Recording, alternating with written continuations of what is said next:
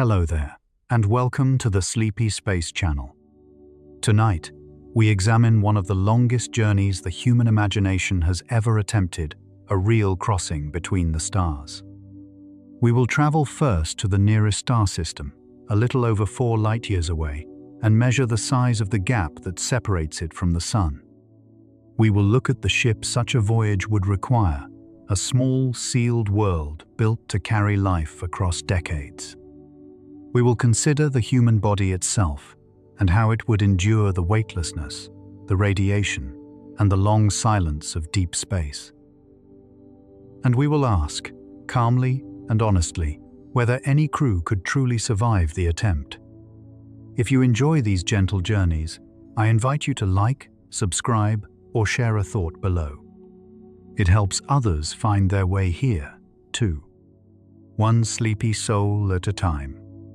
But for now, there is nothing you need to do but settle in. Let your shoulders soften. Let your breathing slow. Let the day fade away. Let's begin. Part 1. The size of the gap. An interstellar mission begins with a single fact, and that fact is distance. Before any ship is designed, before any crew is chosen, before any question of survival can honestly be asked, the size of the journey has to be understood. And the size of the journey is the part most easily underestimated. It is natural to imagine an interstellar voyage as a longer version of something already familiar, a longer trip to the moon, or a longer crossing to Mars. It is not. It belongs to a different category of undertaking entirely. The gap between the stars is so wide that the ordinary measures of travel stop carrying any real meaning, and the first task of this episode is simply to feel how wide that gap truly is. The closest star system to the Sun is called Alpha Centauri. It is not a single star, but a small family of 3. 2 of them, a yellow star much like the Sun and a slightly cooler orange companion, move together in a close mutual orbit. The third is a faint red dwarf named Proxima Centauri, and it drifts far out from that central pair, looping around them on an orbit so wide it takes hundreds of thousands of years to complete. At this moment in cosmic history, Proxima is the single nearest star to our own. And Proxima carries something that makes it more than a curiosity. It holds a confirmed planet, a world only a little larger than Earth, orbiting close to its small star. That single fact turns Alpha Centauri into the most natural destination anyone planning an interstellar mission would consider. It is the nearest port in an enormous and otherwise empty sea.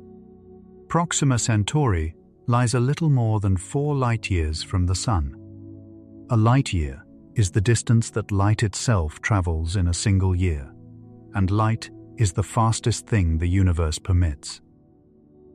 Light crosses the gap between the Sun and Proxima in just over 4 years. Expressed in the units used for distances on Earth, that gap is roughly 40 trillion kilometers. A number that large does not settle into the mind.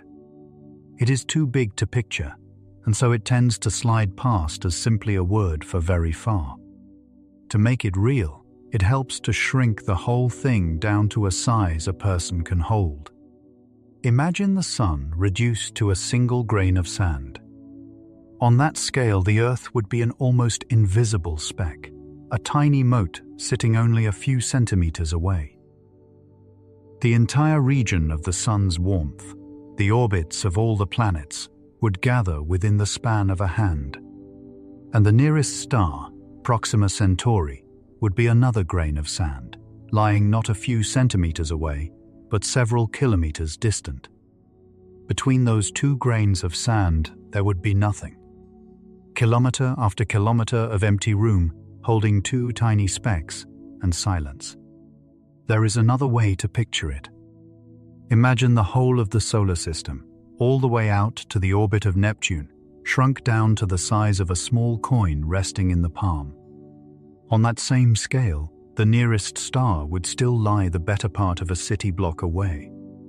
The coin in the hand, and then a long walk of empty pavement, and then, somewhere down the street, a second coin. That walk, that ordinary length of empty street, is the true setting of an interstellar mission. The whole of this episode lives in the quiet distance between those two coins. It is worth pausing on what that comparison really means, because it reframes everything that has been done in space so far. Every spacecraft ever flown, every probe sent to every planet, every footstep left on the moon, all of it has happened within the span of that single coin.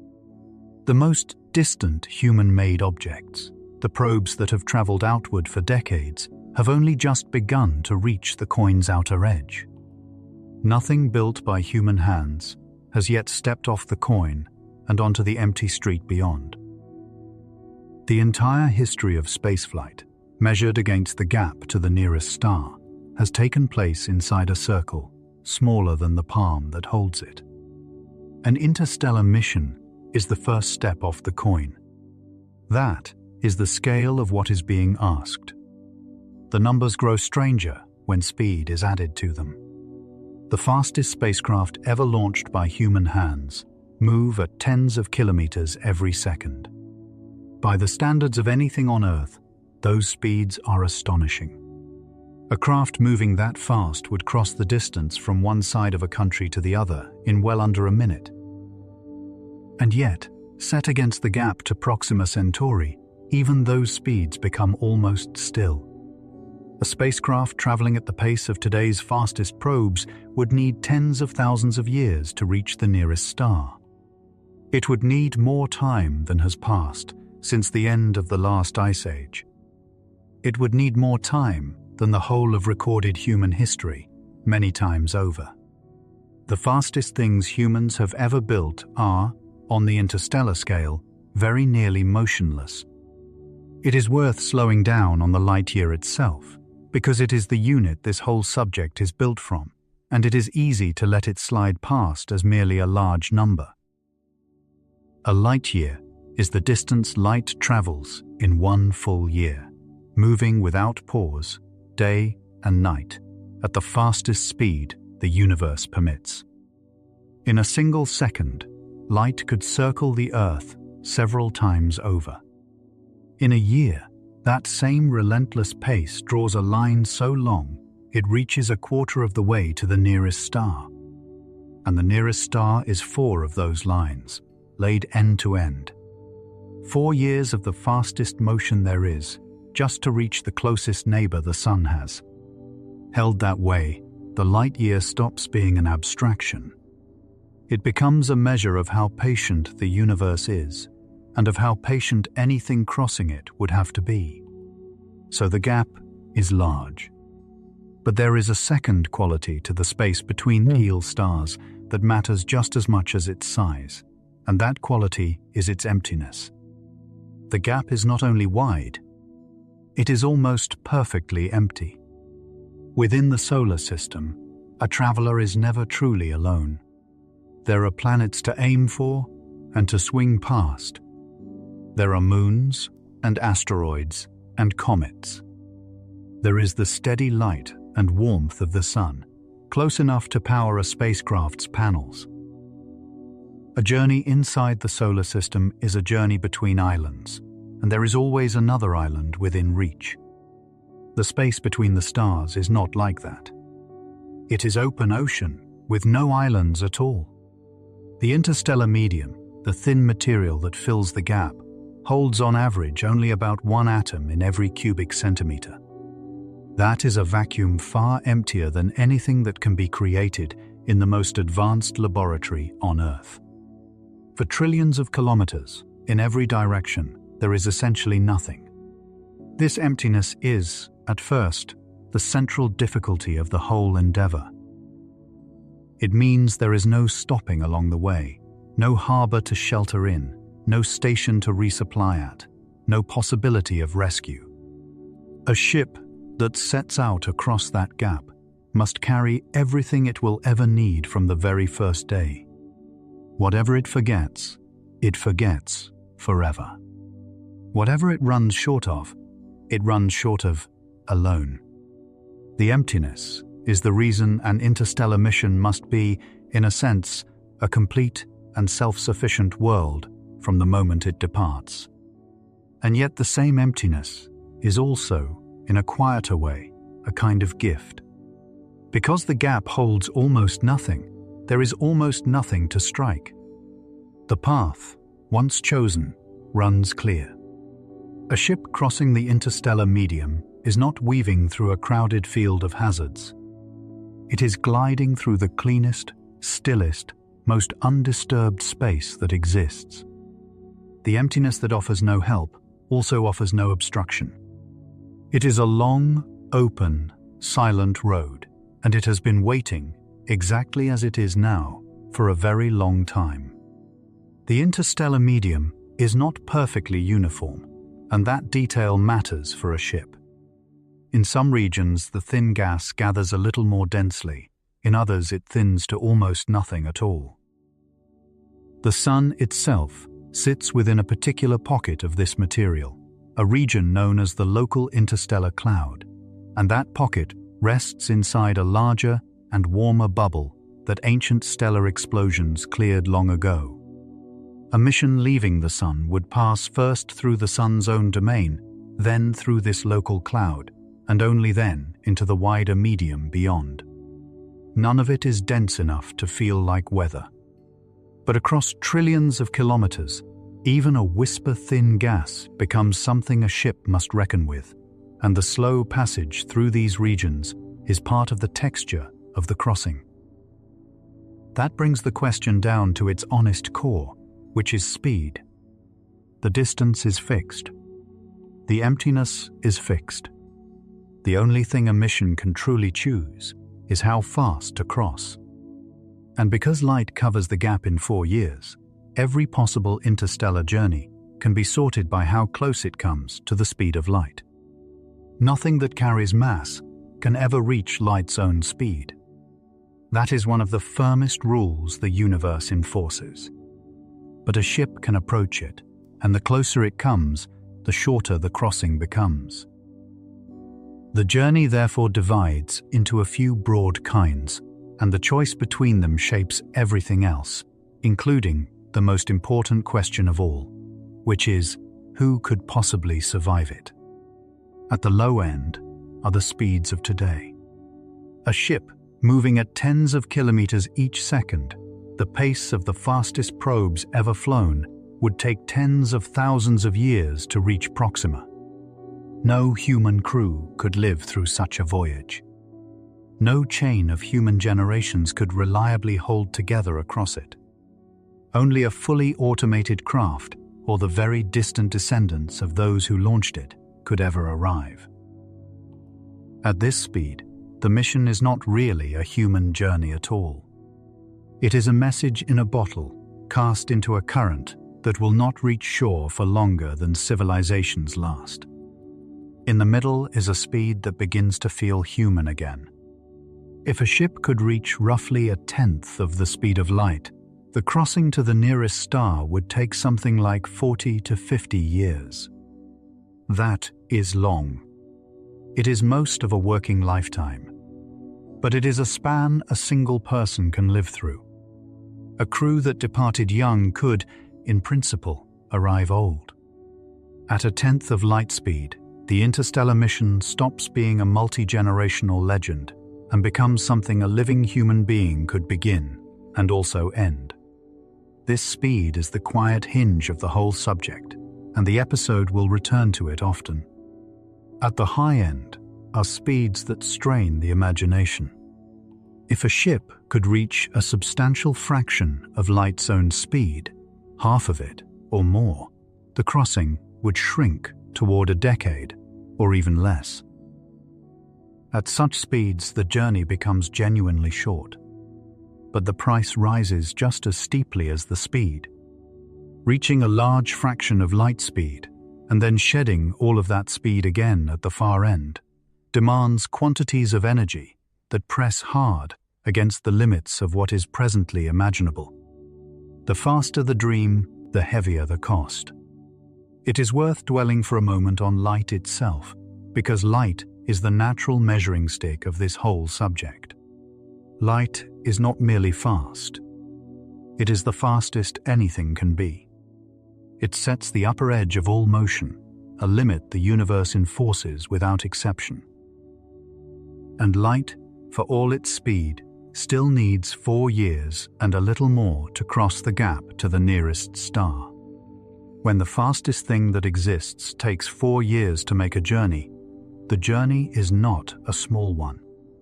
Every beam of light arriving from Proxima Centauri tonight left that star 4 years ago. To look toward the nearest star is already to look 4 years into the past.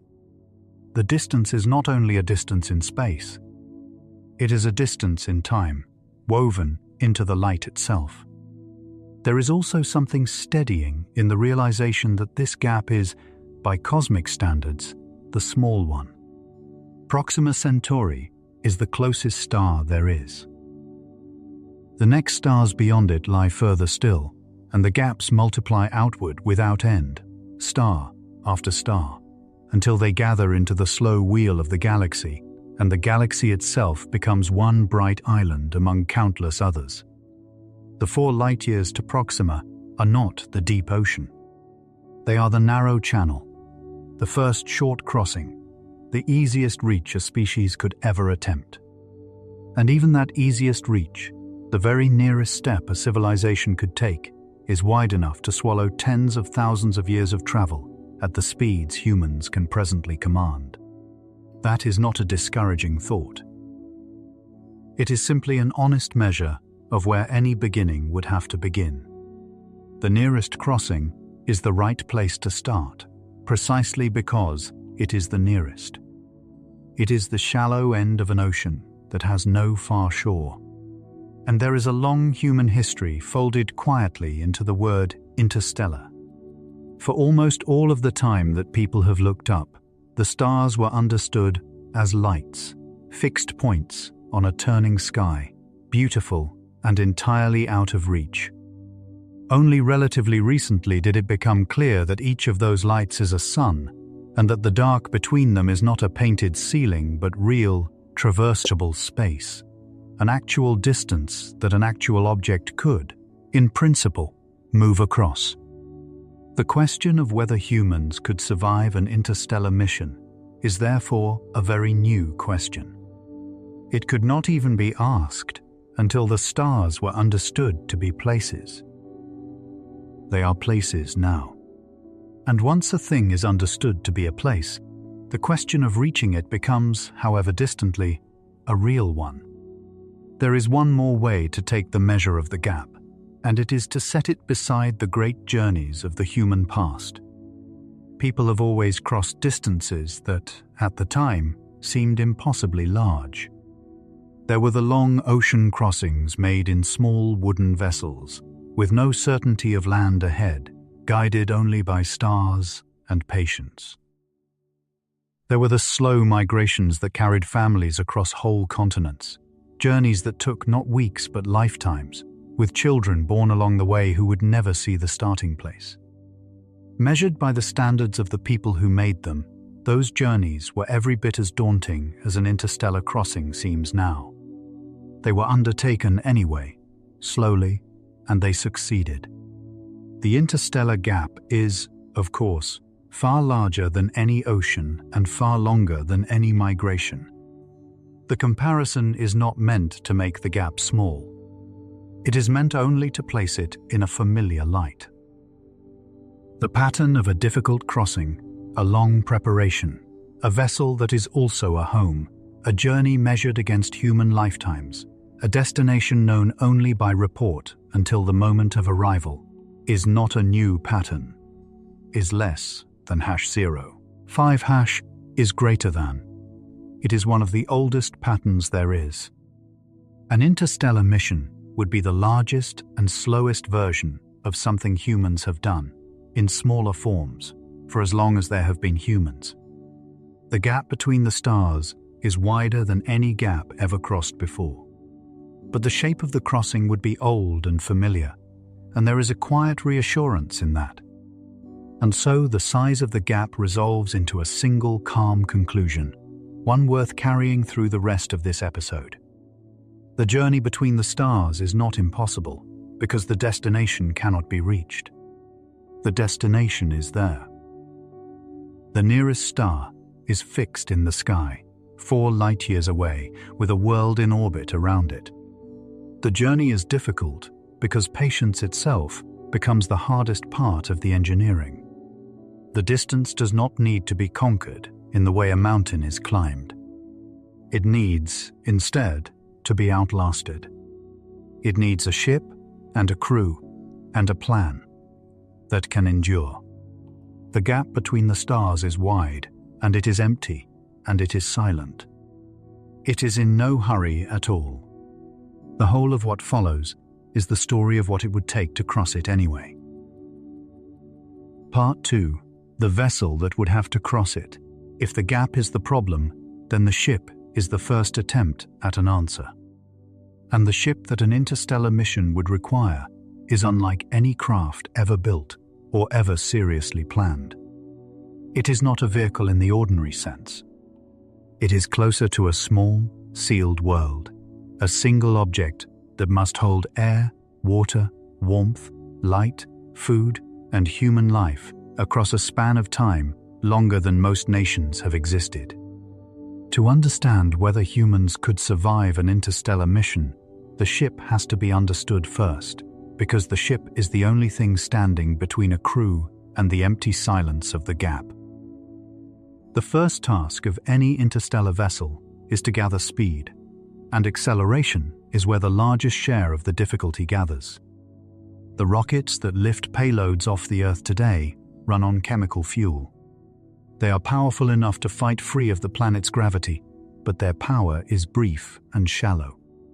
A chemical rocket burns through its fuel in minutes, and to reach even a small fraction of the speed of light, it would need fuel tanks of an impossible size, tanks far larger than the ship they were meant to push.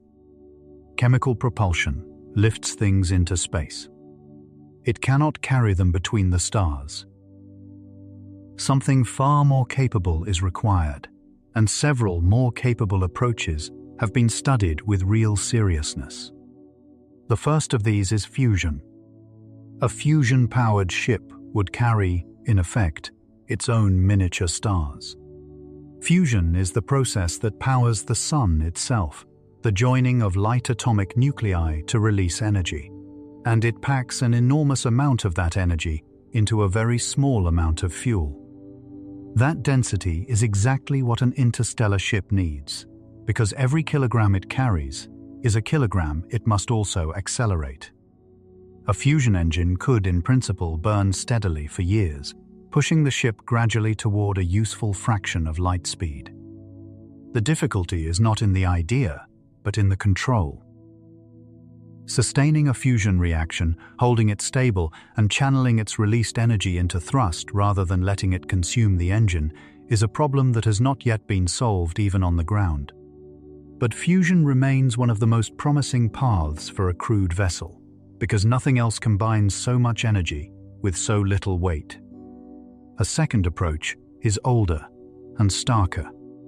It proposes to drive a ship forward with a long, rapid series of small nuclear detonations, each one set off behind a heavy plate that absorbs the shock and passes the push along to the ship.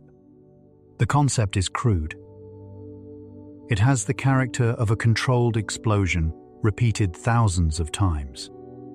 But the underlying physics is sound, and on paper, it could move a large, heavy vessel to a few % of the speed of light. Its drawbacks are plain enough: the difficulty and the danger of carrying and using such a payload. Yet it remains one of the very few designs that could move a heavy, crewed ship within a span of time that a human mission could actually use. It is a reminder that the honest engineering of interstellar travel sometimes reaches for blunt instruments. A third approach is the most elegant, and it works by removing the engine from the ship altogether. A light sail, is a vast sheet, thinner than paper, polished to a mirror finish, and it is pushed forward not by burning fuel, but by the gentle pressure of light itself. Light carries a faint push, and a large enough sail can gather that push across an enormous area. The push can come from the sun, or, far more powerfully, from a focused beam of energy aimed at the sail from the home system. Because a sail carries no fuel of its own, it can, in principle, be driven to a large fraction of light speed. There is one deep limitation. A beam of light pushes, but it cannot pull. A sail can be accelerated away from home, but it has no easy way to slow itself down at the far end. This makes the light sail superb for a tiny, fast probe meant only to flash past a star and send back what it sees. It makes the same idea far harder to use for a crewed ship, because a crew must arrive, and to arrive is to stop.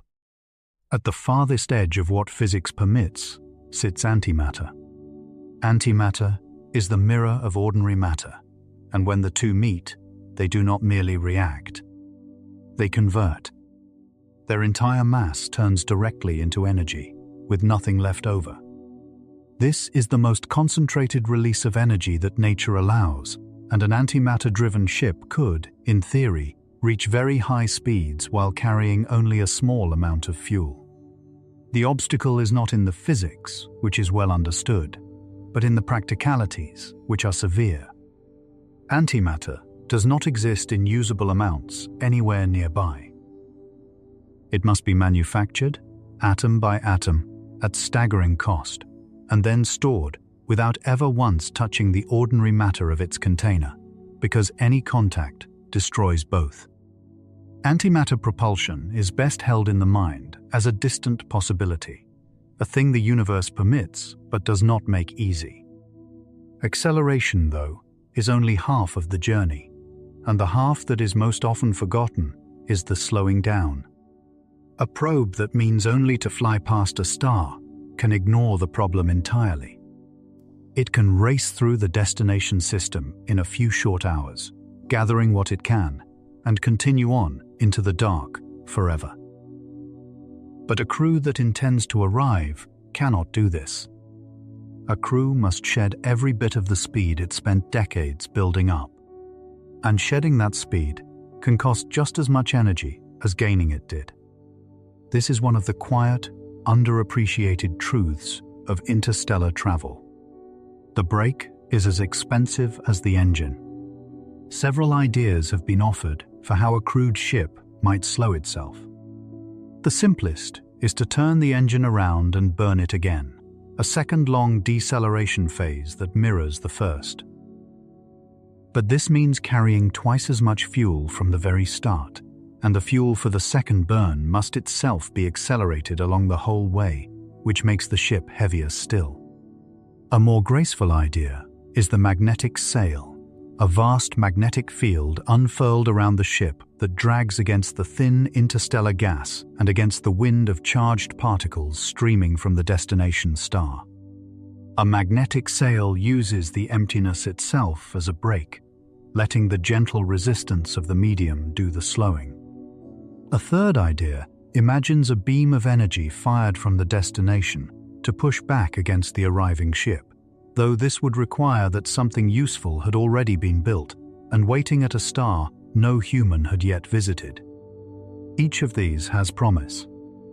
None of them is simple. The problem of stopping is one of the genuine reasons an interstellar mission is hard. There is also the matter of energy.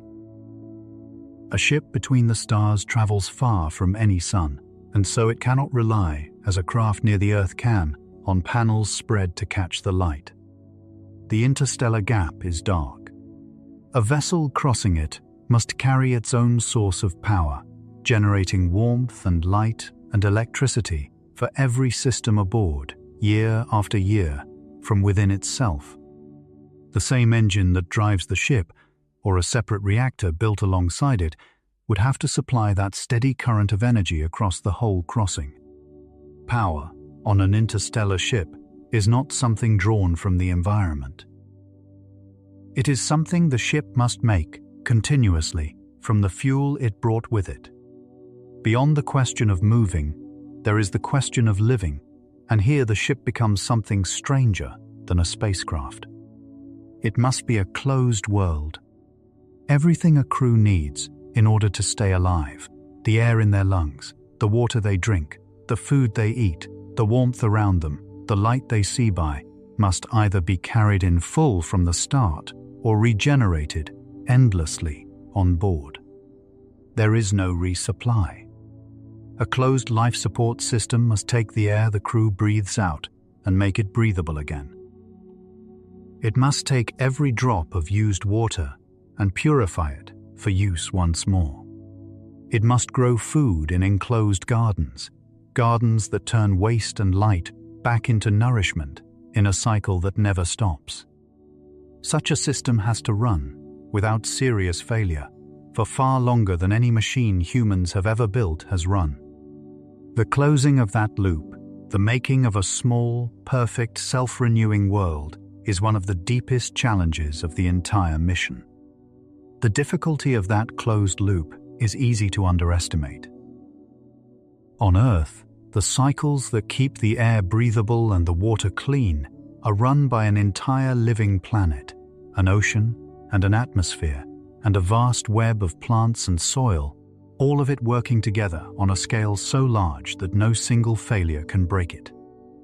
A ship must accomplish the same thing in a space smaller than a town, with a handful of gardens and a set of machines. Every plant aboard would have a purpose. The gardens would not be decoration. They would be part of the life support system itself, breathing out the oxygen the crew breathes in, drawing in the carbon the crew breathes out, turning light and waste into food. A failure in those gardens would not be an inconvenience. It would be a slow emergency. The crew of an interstellar ship would be, among many other things, farmers, tending the green machinery that keeps them alive. An interstellar ship would also be built around a principle that quietly governs all of its design, which is redundancy. On Earth, when a thing breaks, it is replaced. On a ship between the stars, nothing can be replaced from outside, and so the only protection against failure is to have planned for it in advance. Every system that matters would exist more than once. There would be more than one way to make air, more than one way to purify water, more than one source of power, more than one path for every critical function. If one system failed, another would carry the load while the first was repaired. The ship would be designed not to avoid failure, because failure cannot be avoided across decades, but to absorb it, to keep functioning while broken in places, the way a healthy body keeps living, while a single wound heals. This philosophy of doubled and tripled systems would shape the whole vessel, making it heavier and more complex, but also making it able to survive its own inevitable breakdowns. The interior of such a ship would be a thoughtfully arranged place.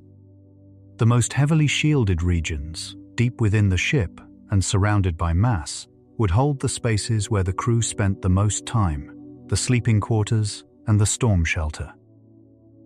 The gardens would be placed where they could be tended and where their light could reach the crew. There would be common spaces, made as open and as pleasant as a sealed vessel allows, because the crew would need places that did not feel cramped. There would be quiet places and gathering places, work spaces and rest spaces. The ship would not be a bare machine with people inside it. It would be a designed habitat, arranged with as much care for the comfort and the spirit of the crew as for the function of the systems, because across decades, comfort and spirit are themselves part of function. There is the matter of size to consider as well. A ship that must carry a community, along with all the food, water, air, gardens, fuel, and shielding that community needs for decades or centuries, cannot be small. It would be among the largest structures ever built by human hands, assembled most likely in space rather than launched whole from the ground, pieced together in orbit across years before it ever began to move. The interstellar ship is not a capsule. It is closer to a small moving city, and like a city, it would take a great and patient effort simply to bring into being, long before the journey itself began. That effort would itself be a kind of mission. Before a single crew member stepped aboard, the ship would have to be designed across many years, tested in pieces, and assembled, most likely, in orbit, where its great size would not have to fight against the pull of a planet. Materials would have to be gathered, perhaps in part from the moon, or from asteroids, rather than lifted from the Earth. Systems would have to be built, and proven, and built again. The construction alone might take longer than many ordinary human careers. And so the people who designed and built an interstellar ship would, in all likelihood, never fly on it. They would be the first link in the long chain of the mission, handing their finished work forward to a crew who would carry it the rest of the way. The interstellar voyage, in this sense, begins long before launch. It begins with the patient builders, working on something they will not live to see depart, and that quiet handing forward is the first act of the whole long story.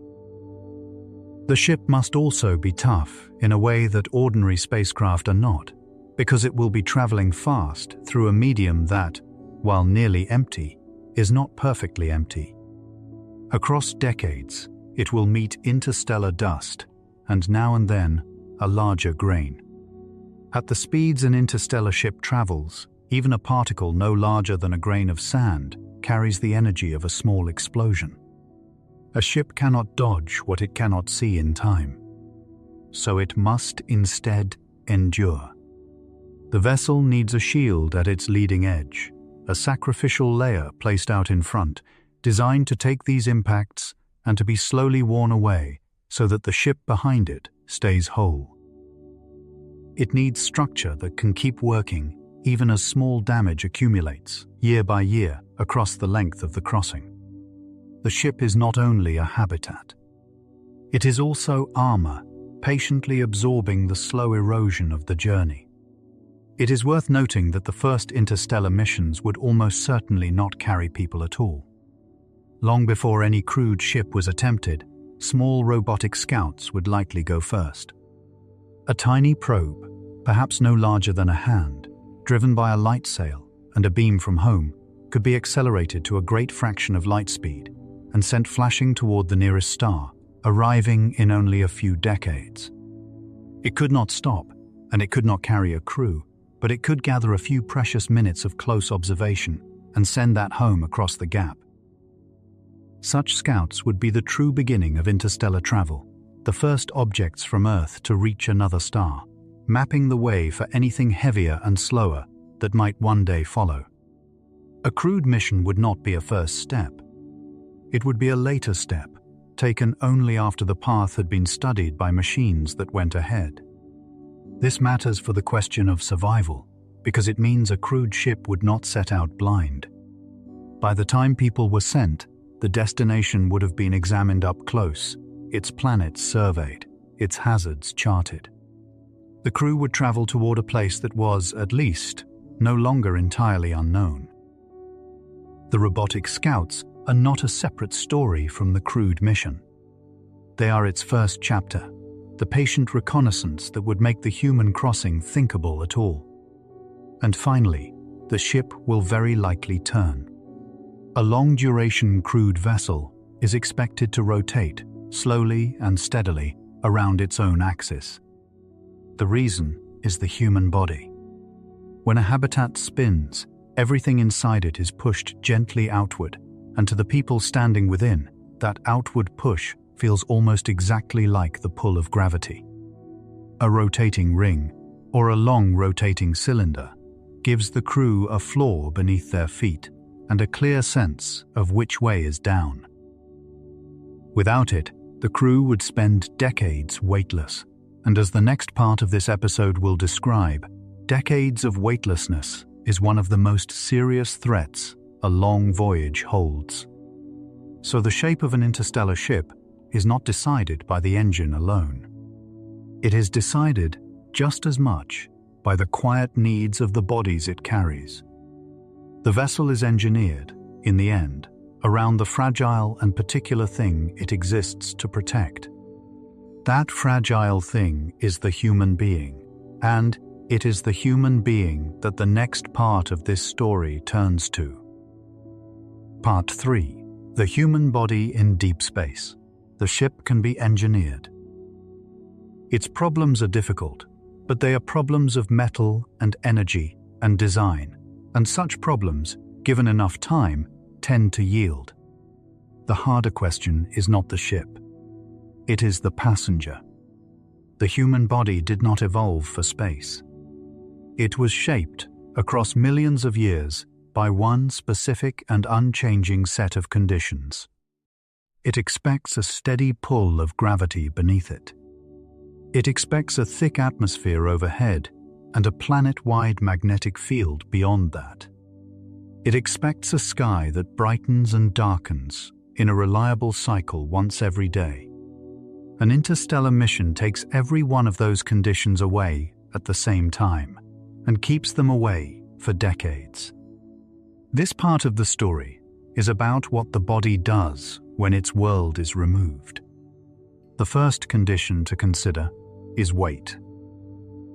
Long stays aboard orbiting stations have taught a great deal about what happens to a body that no longer has to hold itself up.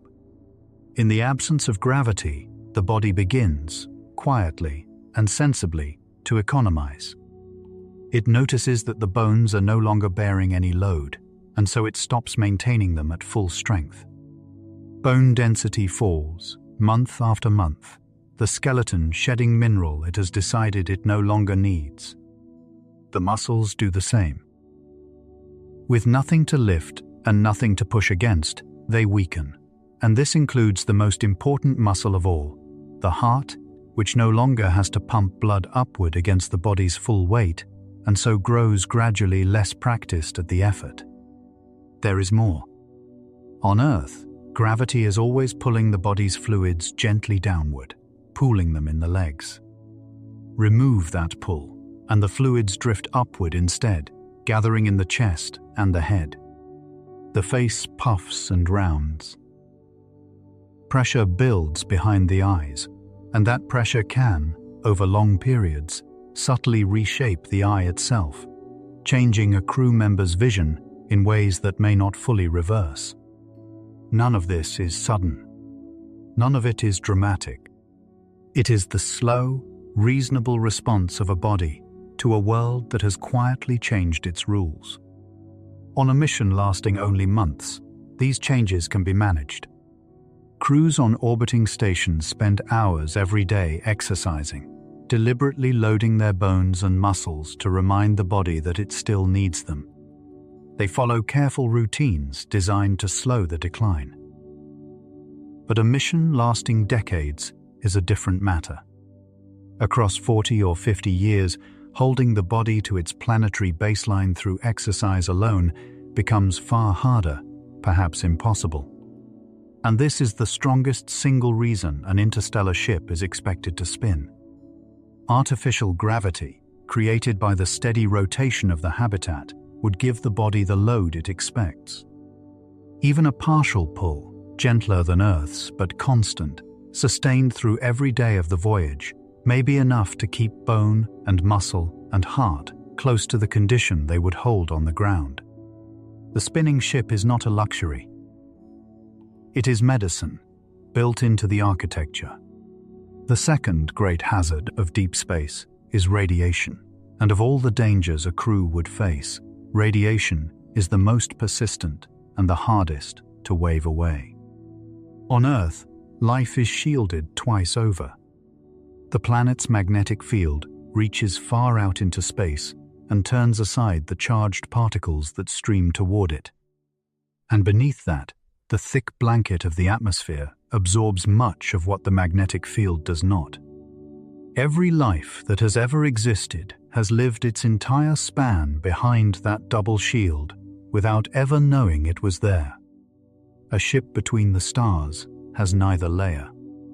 it travels exposed. And two kinds of radiation, in particular, would matter to its crew. The first kind is the steady kind. Galactic cosmic rays are atomic nuclei, stripped bare and flung across the galaxy long ago by the explosions of dying stars. They travel at very nearly the speed of light, and they arrive from every direction at once, at every moment, without pause. They are so energetic that ordinary shielding does not simply stop them. In fact, a thin shield can make the situation worse, because a fast incoming particle striking a thin barrier can shatter into a spray of secondary particles, turning one problem into many. Across years of exposure, this steady, invisible sleet passes through the hull of the ship and through the bodies of the people inside it. Each particle does a tiny amount of damage. The concern is not any single strike. It is the slow accumulation, the patient sum of countless small impacts across the length of a decades-long voyage, raising long-term health risks and gradually wearing at living tissue. The second kind of radiation is sudden rather than steady. Stars, including the Sun, are not perfectly calm. From time to time, they release intense, concentrated bursts of charged particles, brief storms that flood the surrounding space. A crew caught in such a storm without protection could receive a serious dose in only a few hours. The answer to this is a storm shelter. Somewhere within the ship there would be a small, heavily shielded core, a room wrapped in the densest material available, and when the warning came, the whole crew would gather there and wait. Often that shelter would be built from the supplies the crew already needs to carry. The water and the food, arranged into a thick protective shell around a safe inner space. The storm passes in hours. The shelter only has to hold for hours. And then the crew returns to the rest of the ship. There is no perfect defense against radiation, but there are several real ways to soften it, and a true mission would use all of them together. The simplest shield is mass, and mass is something a ship already carries. Water, food, stored supplies, and even waste can be arranged deliberately around the crew's living quarters so that the places where people spend the most time are also the places best protected. Beyond that, a ship might generate its own magnetic field, a small artificial echo of the planetary shield it left behind, reaching out to deflect charged particles before they ever reach the hull. And the body itself can be helped, supported with medicines and treatments that improve its natural ability to repair the damage radiation does. No one of these is a complete answer. But layered together, mass and magnetism and medicine, they can bring the danger down to something a crew could endure. There is a quiet thought worth holding here. The planet the crew left behind was, all along, a shield as much as a home. The magnetic field and the deep air that surround the Earth had been turning aside this exact sleet of particles for every moment of every life that has ever been lived, silently, without thanks, without anyone noticing. To travel between the stars is, in part, to step out from behind that shield for the first time, and in doing so, to learn at last how much that quiet protection was always worth. The body has other quiet expectations, beyond gravity and shelter from radiation, and one of them concerns the unseen life it carries. A human body is not a single organism. It is host to a vast population of microbes, in the gut and on the skin and throughout the body, and that population is part of how a person stays healthy. On a sealed ship, that inner ecosystem would travel too, and it would change. Cut off from the endless variety of life on a planet, the microbial communities aboard a ship would slowly drift, simplify, and settle into new patterns. The immune system, with far fewer new things to respond to, might grow less practiced. None of this is fully understood, because no one has ever lived sealed away from a planet for long enough to find out. It is one of the genuine unknowns, a reminder that the body is not a machine that can simply be packed and shipped. It is a small living world of its own, and that small world also has to make the crossing. There is also the question of healing.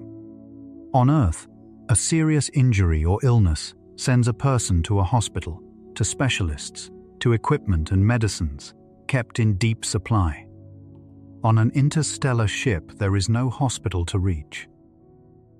Whatever medical care the crew might ever need, across decades, must be provided from within the ship by the crew themselves, using only what was carried or what can be made aboard. A mission would have to train its own physicians, carry its own medicines, and accept that some problems which would be routine on Earth could become grave far from it. This, too, is part of survival. The crew is not only the passenger and the engineer. The crew is also, for the whole length of the voyage, its own and only doctor. The third condition the body expects is the rhythm of day and night. The human body is, in a deep sense, a clock. It runs on an internal cycle of roughly 24 hours, and that cycle governs an enormous amount: sleep and wakefulness, alertness and tiredness, the rise and fall of hormones, digestion, body temperature, even mood. On Earth, this inner clock is kept accurate by the simplest possible signal, the daily rising and setting of the sun. A ship between the stars has no sunrise. Out in the gap, there is no day at all. The only day the crew will ever have is the one the ship's own lights create for them. And if that artificial cycle is designed poorly, the crew's inner clocks begin to... There is a quiet beauty in how much the body still carries of its planet, even far from it. The 24-hour rhythm is not a habit that can simply be set aside. It is written deep into the body's chemistry, a tide that rises and falls, whether or not a sun is there to pull it. A crew member sleeping in the engineered night of an interstellar ship would be keeping, without thinking about it, the rhythm of a world they had left light years behind. Their body would still be running on the Earth's old clock, the slow turning of a planet they could no longer see. In that sense, no crew ever truly leaves the home world entirely. They carry its rhythm with them in the rise and fall of their own waking and sleeping, all the way across the dark.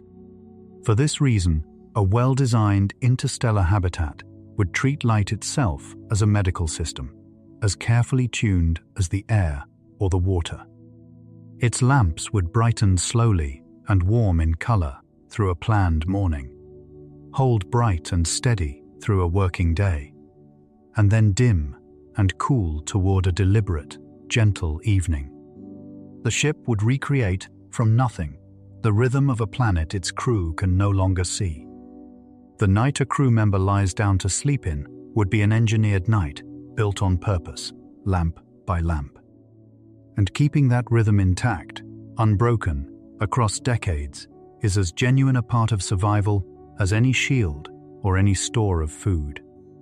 And then there is the part of the passenger that no shield can protect, which is the mind. The body is not the only thing that must endure the voyage. The mind must endure it too, and the mind has its own particular vulnerabilities. Long missions and isolated outposts on Earth have shown clearly what to expect. There is the strain of confinement, of living for years inside the same walls, seeing the same faces in the same rooms. There is the slow erosion of morale across a long stretch with no change of scene. And there is the particular difficulty of conflict in a place no one can leave, where a disagreement cannot be walked away from and must instead be lived alongside.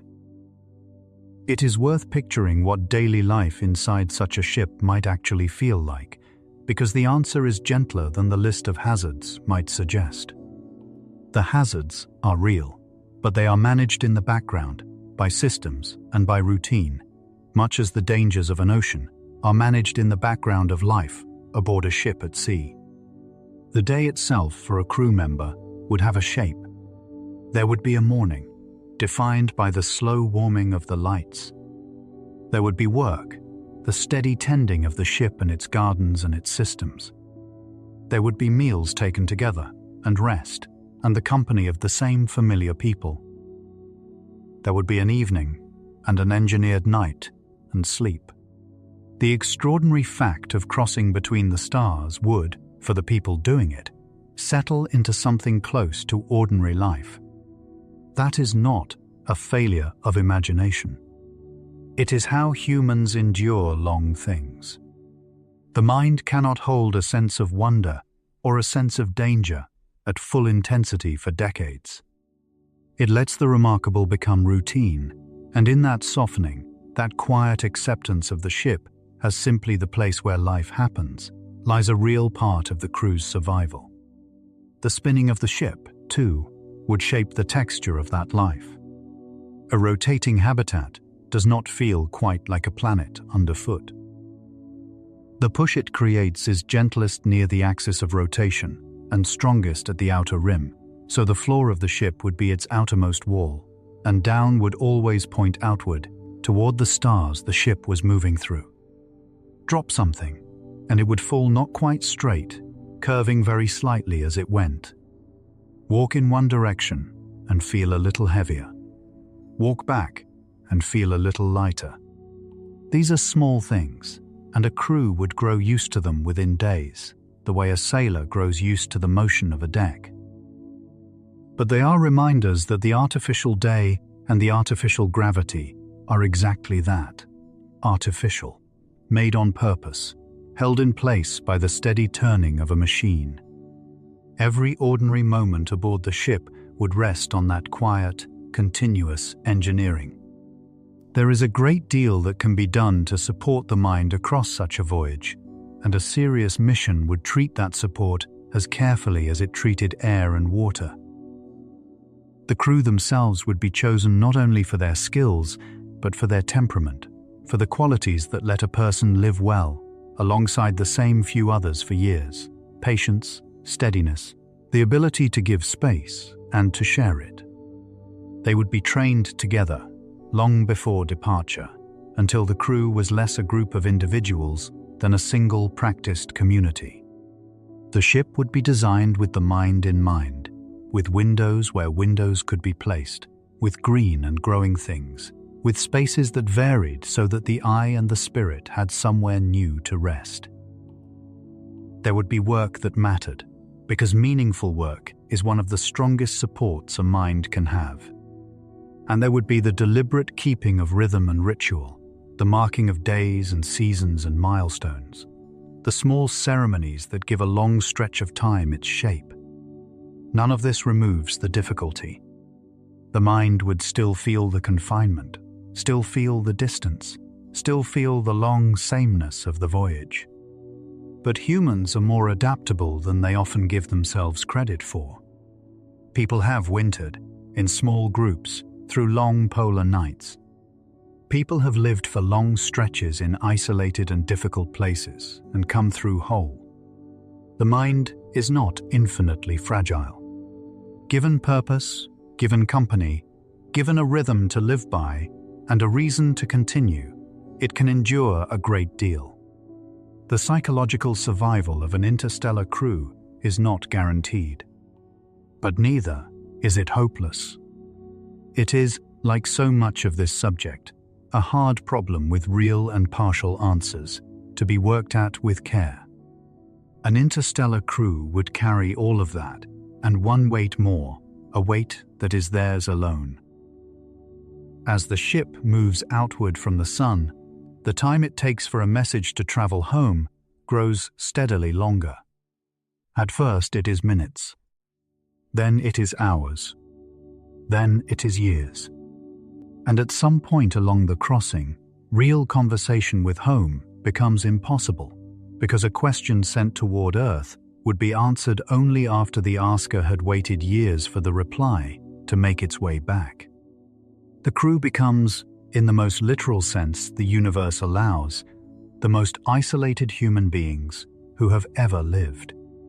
To design an interstellar mission is, in large part, to design for that solitude.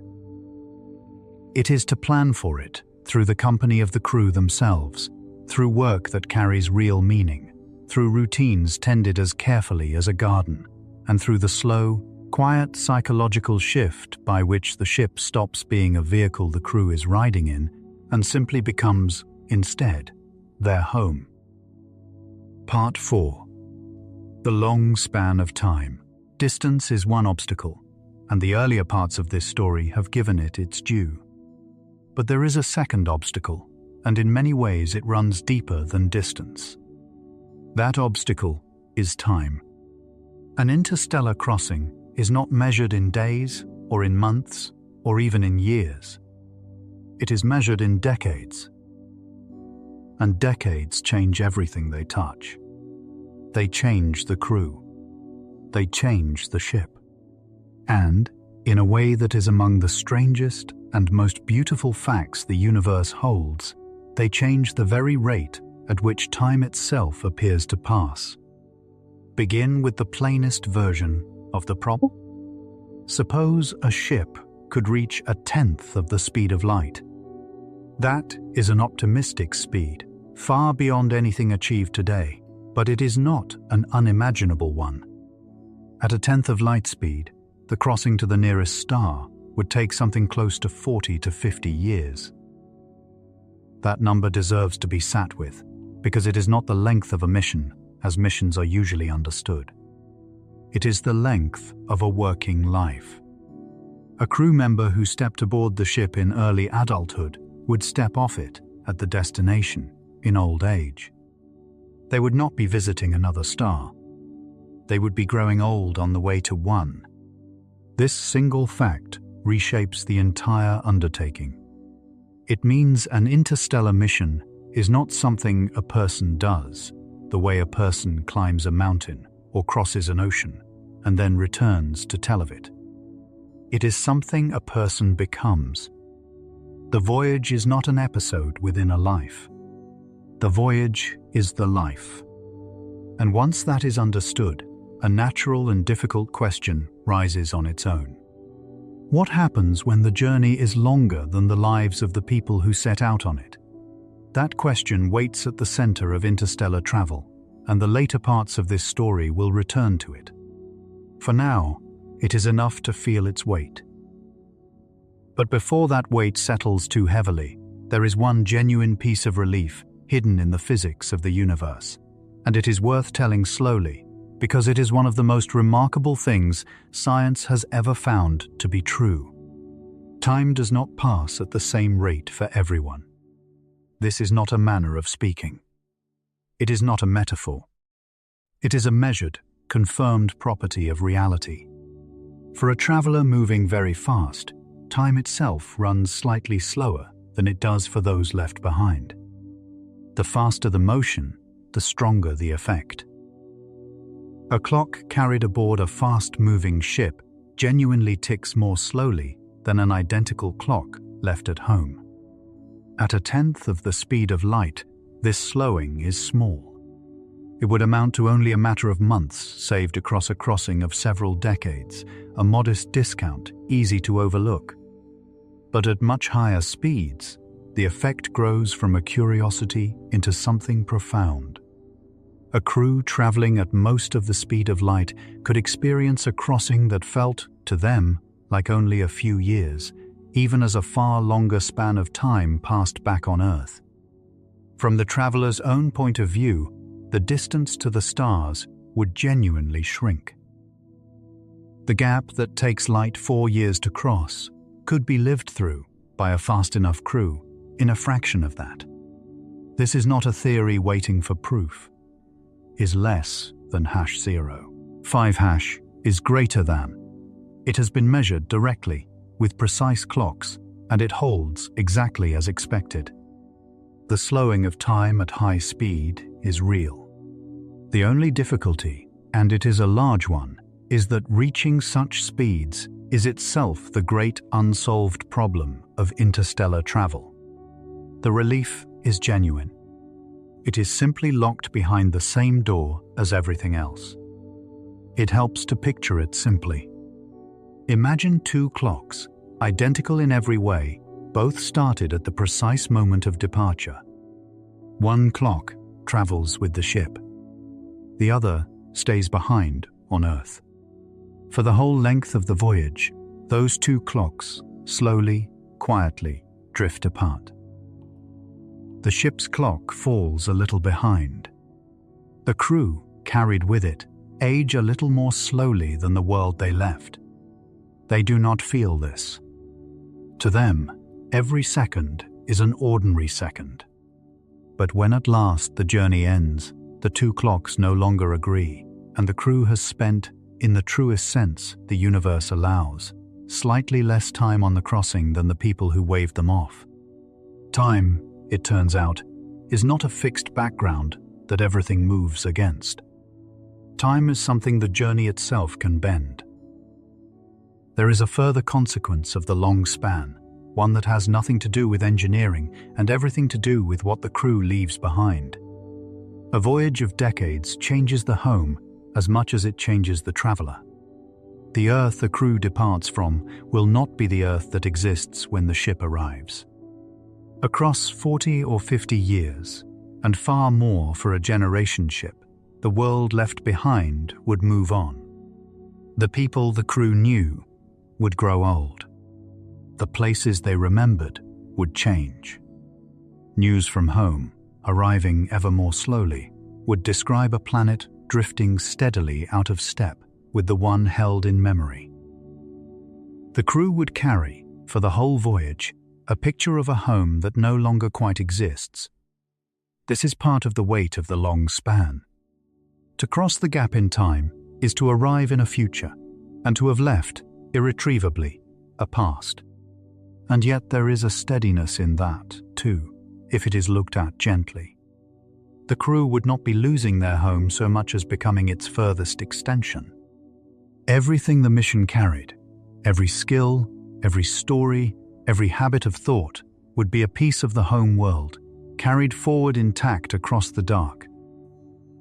The ship would be, in a real sense, a small traveling fragment of Earth itself, keeping the old world's ways alive in a new place. The home does not vanish when it falls behind. It simply travels on, quietly, inside the ship. The slowing of time at high speed deserves a little more attention, because it carries a consequence that is tender as well as strange. The effect works in only one direction. The travelers age more slowly, but the home does not. If a crew crossed to the nearest star at a great fraction of light speed, experiencing only a few years of voyage, far more than a few years would still pass on Earth. The crew might step off their ship having aged only a little, while back home, decades had gone by. For a fast enough mission, the travelers could return, in principle, to a home world that had moved a whole generation ahead of them, where the people they once knew had grown old or were gone, and where the travelers themselves were, in a quiet sense, visitors from their own past. This is not a sad fact, exactly, but it is a serious one, and an honest telling holds it gently. It means that a high-speed interstellar journey is not only a crossing of space, it is a parting in time. The crew that travels fast trades the ordinary, shared flow of time with everyone they know for a private, slowed version of it. They gain the shorter voyage. They give up being in step with home. For a one-way mission, where the crew never returns, this matters less, because the parting was always permanent. But it remains one of the deepest and most beautiful strangenesses of the whole subject, that to travel between the stars at speed is to step slightly outside the river of time that carries everyone else, and to rejoin it, if ever, a little way downstream. It is worth saying plainly that this is settled science, not speculation. The slowing of moving clocks has been measured directly and carefully, and it holds exactly as the theory describes. It is woven into the everyday workings of the navigation systems people use on Earth, which must account for it to stay accurate. The relativity of time is not a possibility that an interstellar mission would hope for. It is a known and reliable feature of the universe, a real discount on the length of a fast voyage, sitting ready and waiting for any traveler able to reach the speeds that unlock it. The crew is not the only thing that must survive the long span, however. The ship must survive it too, and the ship faces its own quiet war with time. An interstellar vessel must keep working, without any outside repair, for longer than almost any machine humans have ever built has been asked to work. Every pump will age. Every seal will slowly lose its grip. Every valve, every circuit, every moving part will move toward the moment of its failure. This is not a possibility to be guarded against. It is a certainty to be planned around. Things will break. The only question is whether the ship is ready when they do. The long span of time also asks something of the crew that is easy to overlook, which is the discipline of routine. A voyage of decades cannot be lived as a continuous emergency, nor as a continuous wonder. It has to be lived as ordinary time, day after day, and the thing that makes ordinary time bearable is routine. The crew would rise and work and rest and rise again on a steady cycle, and that steadiness would itself be a kind of strength. Routine is not the enemy of a long voyage. It is one of its quiet supports. It is the structure that holds the days in place, that keeps the ship maintained and the gardens tended and the crew oriented, that turns an unimaginable 40-year span into a manageable sequence of single, ordinary days. The crew that survives the long span would survive it not through any single heroic act, but through the patient, faithful repetition of 10,000 ordinary mornings. So a real interstellar vessel must be designed for its own slow decay. It must carry backups, and backups for the backups. It must hold within it the means to repair its own parts, or even to manufacture new ones from raw stock, because no replacement can ever be sent from home. And its crew must be more than passengers. They must be the ship's own engineers, trained and ready to keep their world running with their own hands. An interstellar ship is not a finished object that is built, launched, and then simply used until it arrives. It is something closer to a living thing, something that must be tended, attentively, every single day, for the entire length of the voyage. Survival is not a state the ship is placed into at launch. It is a thing the crew must actively maintain, morning after morning, for decades. A voyage of decades would also have its own quiet calendar of milestones, and those milestones would matter to a crew, because they would give shape to a stretch of time that might otherwise feel shapeless. There would be the milestone of departure itself, the last sight of the home world dwindling to a point. There would be the crossing of the outer edge of the sun's domain, the moment the ship truly entered the interstellar gap and left the sun's territory behind. There would be the long middle of the voyage, the point of no return in the simplest sense, where the ship was as far from home as from its destination, equally distant from both, suspended in the exact center of the dark. And there would be the first moment the destination star began, perceptibly, to brighten. Each of these would be an event, a marker, something to count toward and then to count from. A crew would likely hold them as the ship's true holidays, the festivals of the voyage, because a journey this long needs its own seasons, and these would be them. There is a particular stillness to the middle of such a voyage that is worth sitting with. At the midpoint, the ship would be moving through the emptiest, quietest region of the entire crossing, far from any star, far from any help, far from any change in the view. For a crew passing through that middle, there would be nothing ahead and nothing behind but the same unbroken dark. And yet that middle is not a place of dread. It is, in its own way, the calmest stretch of the whole journey, the part where the ship is simply doing what it was built to do, carrying its people steadily forward through a silence so complete that it becomes almost restful. The middle of an interstellar voyage is the deepest quiet that travelers have ever known. It asks nothing of them but patience and the slow, ordinary continuation of their days. There is one more idea that belongs to the problem of time, and it offers a different kind of escape from the long years. It is the idea of simply not being awake for most of them. If the voyage is unbearably long, then perhaps the crew need not experience most of it. The notion of placing a crew into a deep, suspended sleep has been studied with real seriousness.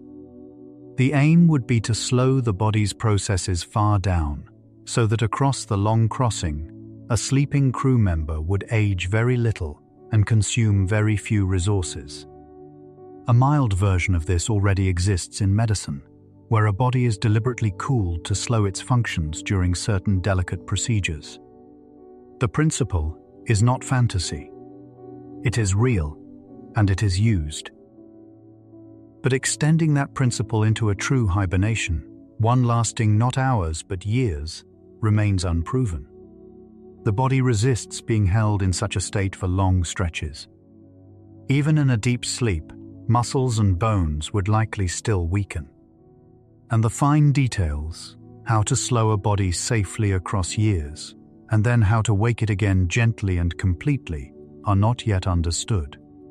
Hibernation, for now, is a hope and not a tool. And yet even a partial success would transform an interstellar mission entirely. Imagine a crew that slept in long shifts, with only a few members awake at any one time to tend the ship, the rest at rest. Such a crew would need far less food, far less air, far less living space. They would feel far less of the voyage's crushing length. The decades would pass for them as a series of long, dreamless nights. Whether the human body can truly be paused in this way is one of the genuine open questions of interstellar travel, one of the questions on which the whole feasibility of a crewed mission may finally turn. It is not yet answered. But it is not closed either. It is simply one of the doors the future has left, standing quietly ajar. Part 5. The society that would travel. If a voyage can be longer than a single human life, then the thing that crosses the gap between the stars is not, in the end, a crew. It is something larger and stranger than a crew. It is a community, and possibly a community that must renew itself over and over, generation after generation, across the silent dark. This part of the story is the part that is least about engines and shields, and least about physics, and most about people. It asks what kind of human society could survive being sealed inside a single ship for centuries. The oldest answer to the problem of time is the idea known as the generation ship. The reasoning behind it is simple and unflinching. If no one alive at the moment of departure can possibly live long enough to see the destination, then the ship will not carry the travelers who arrive. It will carry their ancestors. People would be born aboard the vessel, live their whole lives within it, and die within it, having never set foot on any world at all. Their children would carry the voyage forward.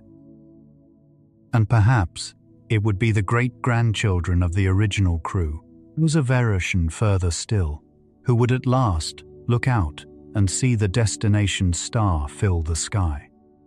Those final arrivals would be people who never knew the planet their family had left, and who had known the planet their family was traveling toward only as a name, a destination they had been born already in motion toward.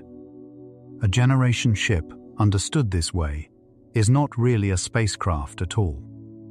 It is a small, sealed civilization, set quietly in motion across the gap. And because it is a civilization, it must carry far more than the things a crew needs for a mission. It must carry a population large enough to stay healthy across many human lifetimes.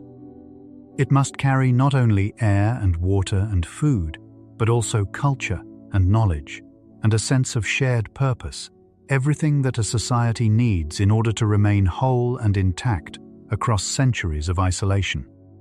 The generation ship is the most complete expression of the interstellar idea.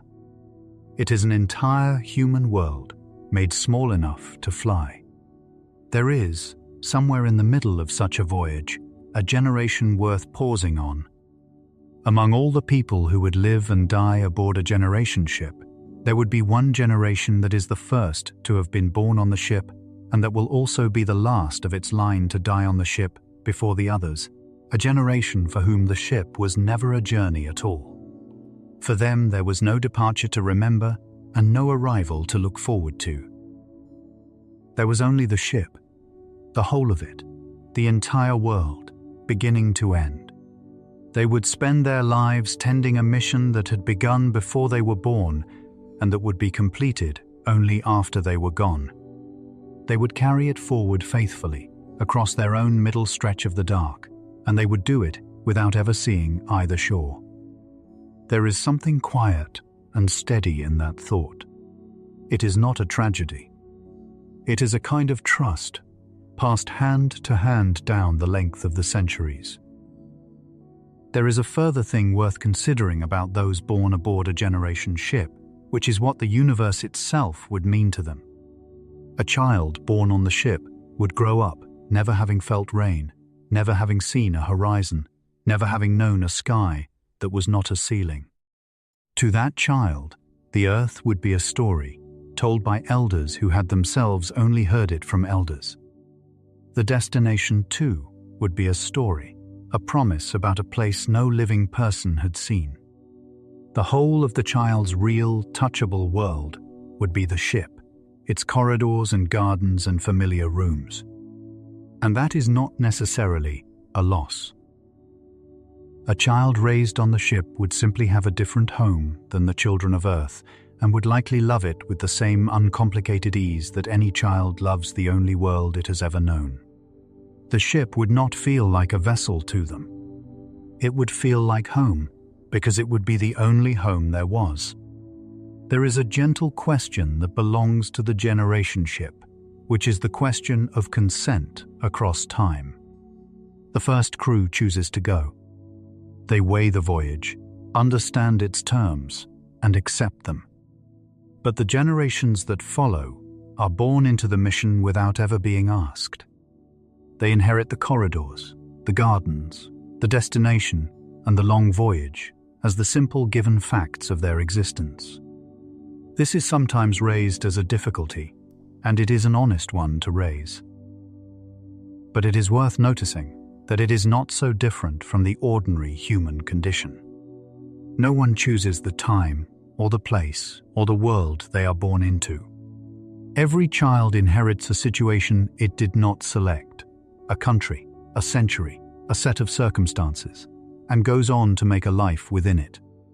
A child born aboard a generation ship would do the same. The ship would simply be their given world, as the earth is the given world of everyone born upon it. The mission would become for them not an imposition but a home, and the question of consent would soften, as it always does, into the ordinary work of living within the life one finds. A community sealed away for so long faces a question that is biological as much as social. How many people does it take to remain healthy across many generations? A group that is too small carries a hidden danger. Over time, with only a limited pool of people, the genetic diversity of the community slowly narrows. And as it narrows, health problems can gather and accumulate down the generations. Studies that have looked carefully at this question have produced a wide range of answers, but they point in a consistent direction. A generation ship would need a population of at least many hundreds of people, and more comfortably a few thousand, in order to stay genetically robust across the full length of an interstellar voyage. And carrying that many people, with all the space they need, all the food they will eat, all the air they will breathe across centuries, is itself one of the largest single challenges of the whole concept. The society must be big enough to survive itself, and a society big enough to survive itself is a very heavy thing to push between the stars. It is worth picturing the ordinary human texture of life aboard a generation ship, because the grand idea is built, in the end, out of ordinary days. There would be births, and the small celebrations that attend them. There would be childhood spent in the ship's familiar corridors, learning its gardens and its rhythms. There would be the slow work of growing up, of choosing a craft, of taking on a share of the ship's keeping. There would be friendships and partnerships, the forming of families, the raising of the next generation. And there would be the gentle losses too, the elders passing on, remembered by a community small enough that every loss is felt by everyone. A generation ship would not feel, to the people aboard, like an experiment or a mission. It would feel like a town. It would feel like a place where life simply happened, with all the smallness and warmth that ordinary life always has, carried quietly across the dark. That ordinariness is, in fact, the deepest reason a generation ship could work at all. Humans are remarkably good at making a home of wherever they are. A community sealed inside a hull for centuries would not spend those centuries in a state of heightened drama. It would settle, the way communities always settle, into routine and custom and a shared sense of belonging. The ship would grow its own traditions, its own stories, its own ways of marking time. The children born aboard would not feel deprived of a planet they had never known. They would feel, simply, at home. And it is that human capacity, the capacity to belong to a place and to make ordinary life within it, that a generation ship would rely on most. The hardest engineering might be the society, but the society has one great advantage on its side, which is that people, given a place and a purpose and one another, tend to find a way to be at home. There is a strikingly different answer to the same problem, one that avoids carrying a living population for most of the voyage at all. In this version, the ship would carry, instead of a crew, stored genetic material and the means to raise a first generation of people only as the destination drew near. For most of the long crossing, there would be no one aboard to feed, no one to shelter, no society to sustain. The ship would travel quiet and nearly empty, and only in its final chapter would it begin, with the help of its automated systems, to bring a human crew into being, tended through their earliest and most vulnerable years by the machine itself. Such an idea is, at present, far beyond anything that could actually be done, and it raises questions that are profound and not at all comfortable. What would it mean to be born that way, without parents in the ordinary sense, without a home world behind you, into the care of a ship? These are not small questions, and an honest telling does not pretend they are. But the idea is worth holding, because it shows how widely the possibilities branch once a journey grows long enough. An interstellar mission might carry a crew. It might carry the distant descendants of a crew. Or it might carry only the patient instructions for assembling a crew at the far end of the dark.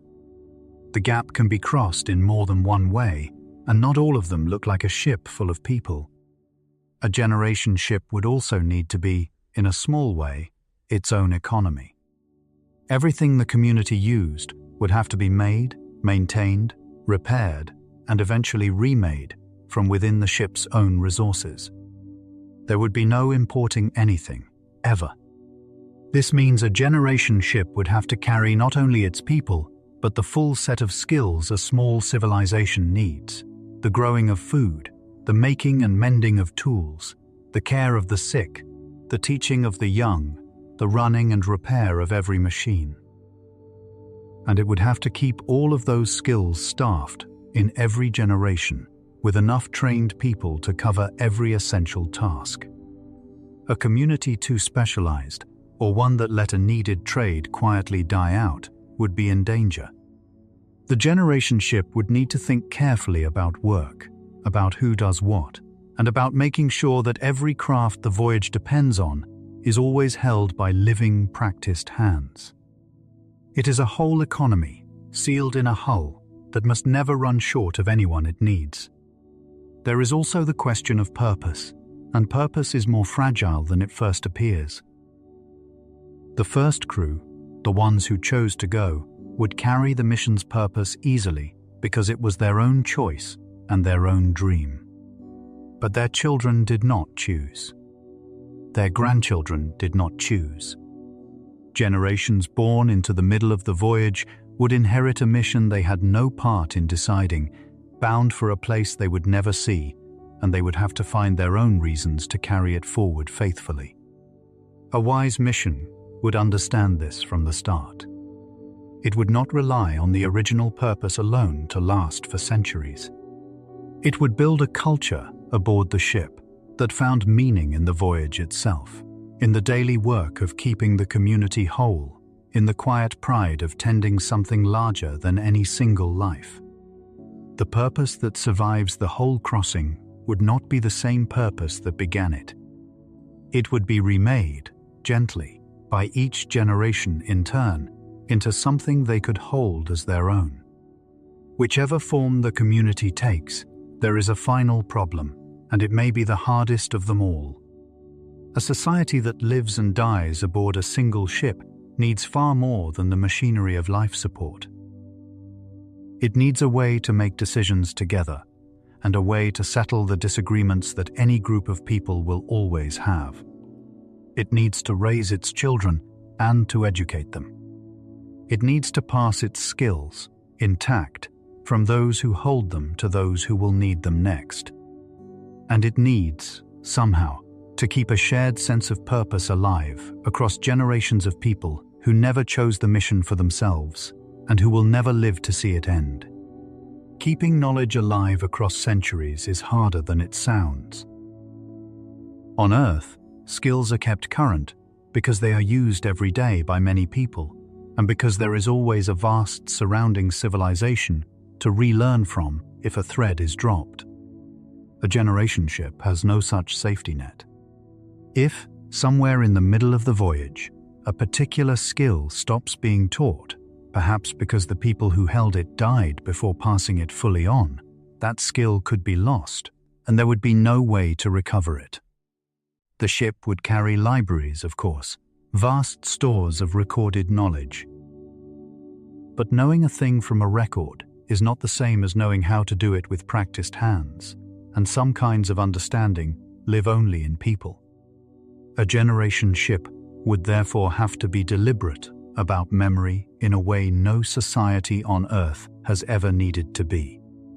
It would have to actively decide what must never be forgotten, and build its whole way of life around making sure it never was. This is the quiet center of the difficulty. The crew that finally arrives at the destination star must still know how to operate the ship. They must still understand the goal of the voyage. And they must still want to complete it, centuries after every person who designed and launched the mission has died. The thread of knowledge and the thread of intention must run unbroken through every single generation, with no gap and no slack anywhere along its length. If that thread is ever lost, even once, the mission is lost with it, even if the ship sails on perfectly. And so sustaining that thread, keeping a civilization not just alive but coherent and purposeful across the longest journey ever attempted, is as essential to survival as any reactor or any shield. The hardest system aboard a generation ship may not be the engine at all. It may be the society. It may be the simple, difficult work of remaining for centuries, a people who still remember where they are going and still wish to arrive. Part 6: Arrival, and what waits there. Suppose now that the gap has been crossed. Suppose the ship held together. Suppose the crew, or the descendants of the crew, survived the radiation and the weightlessness and the long isolation, and suppose the society aboard kept its thread of purpose unbroken to the end. Suppose the destination star, after decades or centuries as a single point of light, has slowly grown into a true sun, filling the windows of the ship with a glow that has a real disk and a real warmth. The mission is not over. In some ways, its hardest chapter is only beginning. To arrive is not to finish. To arrive is to face, for the first time, a place that no one has ever seen up close. Consider how little the crew would actually know about where they are. Everything understood about the destination would have been learned from an enormous distance, by telescope, before the ship ever departed.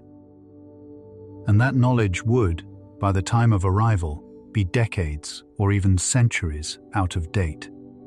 The crew would be slowing into a star system they had never truly seen, working from a portrait painted long ago and far away.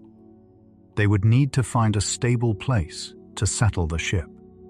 They would need to study the behavior of the star itself to learn its moods. They would need to assess the worlds in orbit around it, one by one, all while their ship continued to age around them and their supplies continued to dwindle. Arrival is not a moment of rest. It is the start of the most careful work the mission will ever do. The approach itself would be a long chapter, not a sudden event. The destination star would not appear all at once. It would brighten by slow degrees across years, growing from one point of light among many into the brightest thing in the sky, and then into something with a visible disk, and then into a true sun with warmth a body could feel through a window.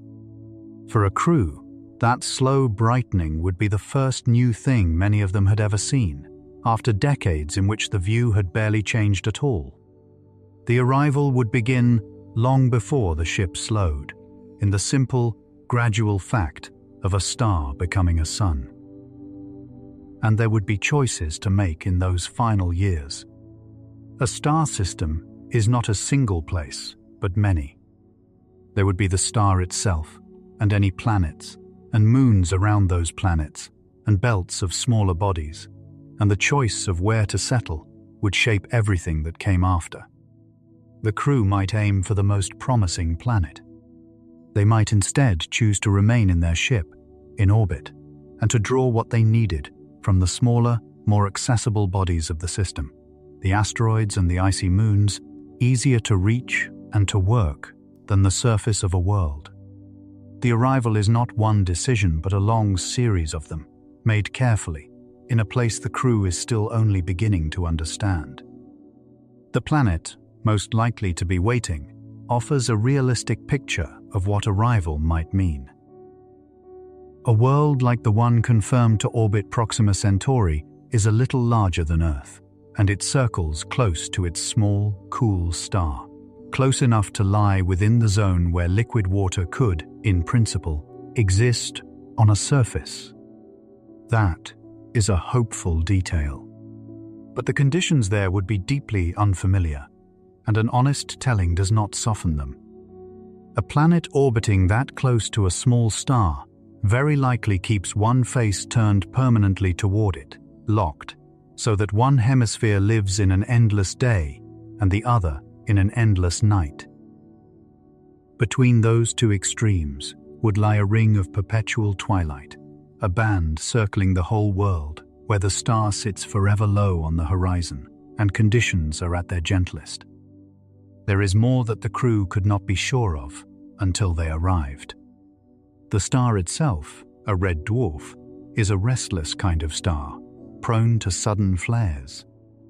And whether the planet still holds an atmosphere at all after billions of years spent beside such a star, is one of the central unknowns, a question that telescopes alone could not fully settle from light years away.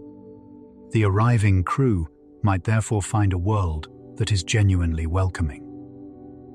Or they might find one that is barren and bare.